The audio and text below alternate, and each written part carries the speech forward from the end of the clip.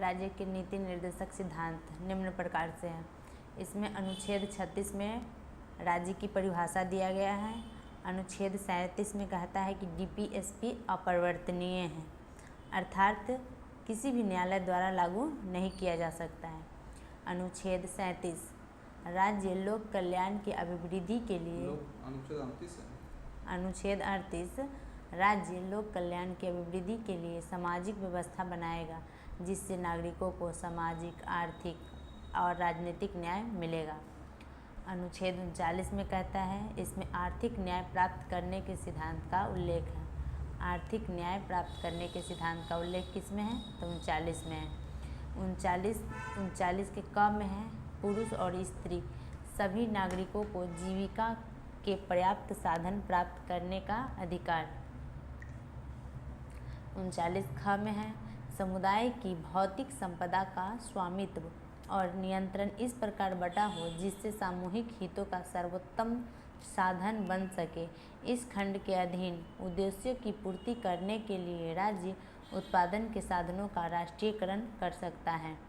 अनुच्छेद 39 ग में है, आर्थिक व्यवस्था इस प्रकार चले जिससे धन और उत्पादन के साधन का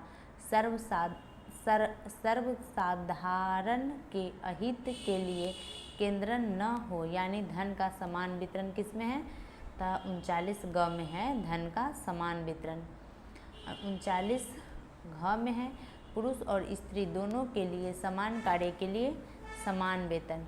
39 अंग में है, कर्मकारों के स्वास्थ्य, शक्ति तथा बालकों की सुकुमार अवस्था का दुरुपयोग न हो और आर्थिक आवश्यकता से विवश होकर नागरिकों को ऐसे रोजगार में न जाना पड़े जो उनकी आयु या शक्ति के अनुकूल न हो।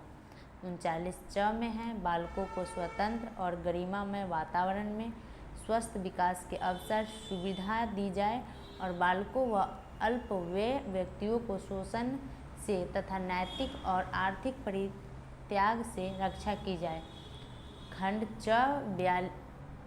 च 42वें संविधान संशोधन द्वारा जोड़ा गया।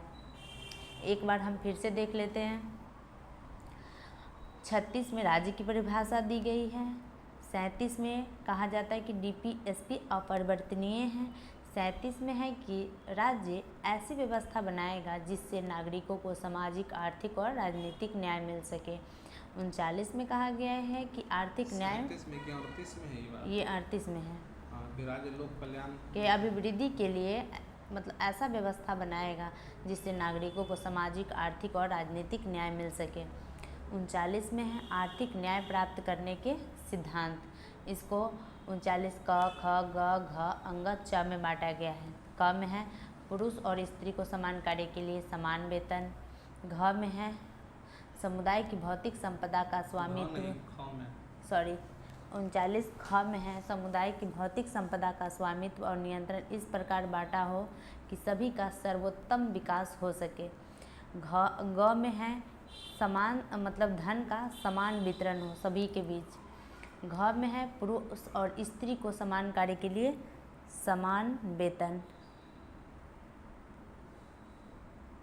अंग में है, कर्मकारों के स्वास्थ्य, शक्ति तथा बालकों की सुकुमार अवस्था का दुरुपयोग न हो और आर्थिक आवश्यकता से विवश होकर नागरिक को ऐसे काम करने की आवश्यकता न पड़े जो उनके लिए अहित का कार्य हो।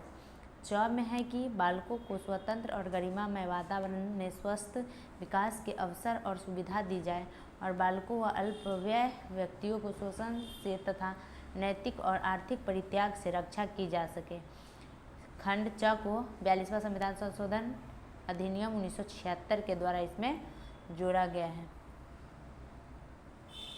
आगे हम देखते हैं 40 में, आप सबको पता होगा ग्राम पंचायतों का गठन है। अनुच्छेद 41 कहता है कुछ दशा में काम, शिक्षा, लोक सहायता पाने का अधिकार।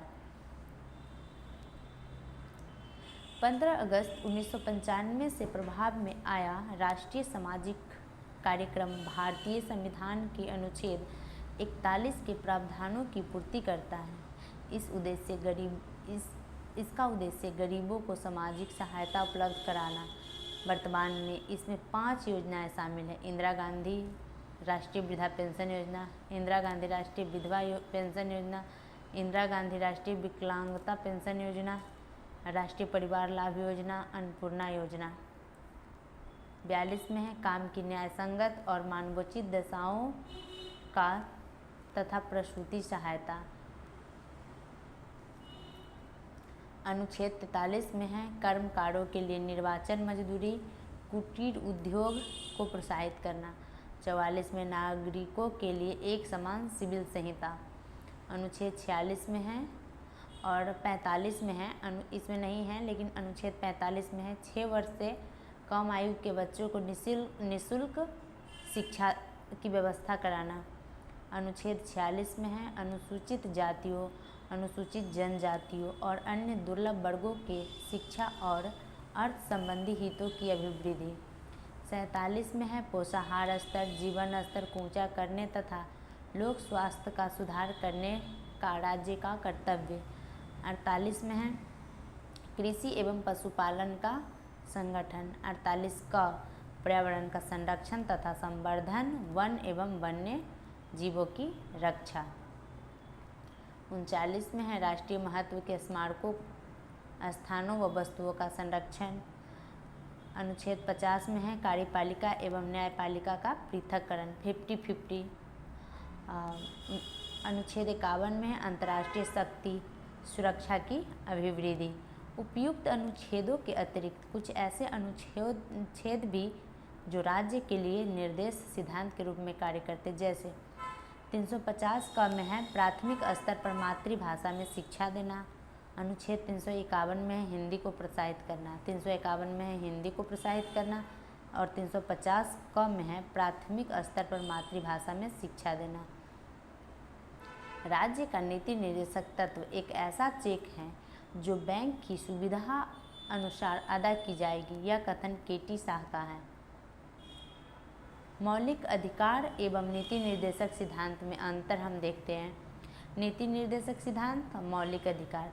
नीति निर्देशक सिद्धांत यह आयरलैंड के संविधान से लिया गया है। मौलिक अधिकार यूएसए के संविधान से लिया गया है। मौलिक अधिकार इसका वर्णन संविधान के भाग 4 में किया गया है। मौलिक अधिकार इसका वर्णन संविधान के भाग 3 में किया गया है। नीति निर्देशक सिद्धांत इसे लागू कराने के लिए न्यायालय नहीं जाया जा सकता है। मौलिक अधिकार इसे लागू कराने के लिए न्यायालय की शरण ले सकते हैं। नीति निर्देशक सिद्धांत यह समाज की भलाई के लिए है, जबकि मौलिक अधिकार यह व्यक्ति के अधिकार के लिए है। नीति निर्देशक सिद्धांत इसके पीछे राजनीतिक मान्यता है, मौलिक अधिकार के पीछे कानूनी मान्यता है। नीति निर्देशक सिद्धांत यह सरकार के अधिकार को बढ़ाता है, जबकि मौलिक अधिकार यह सरकार के महत्व को घटाता है। नीति निर्देशक सिद्धांत यह राज्य सरकार के द्वारा लागू करने के बाद ही नागरिकों को प्राप्त होता है, जबकि मौलिक अधिकार यह अधिकार नागरिकों को स्वतः प्राप्त होती है।